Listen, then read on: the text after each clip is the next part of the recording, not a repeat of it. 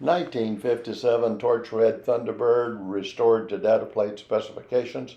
Both tops consist of the Torch Red porthole hardtop and the Torch Red tonneau top.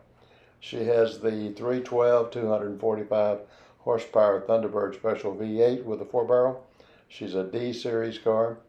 Ford-O-Matic Master Guide power steering.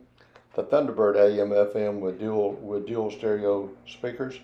She has the XK all red interior with the proper embossments.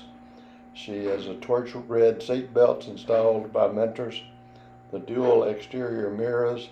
Odometer on this car reads 63,490 miles.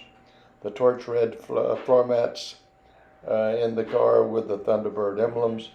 The Ford engine dress-up option. Real Thunderbird wire wheels with the BF Goodrich Silverton with wide white wall tires.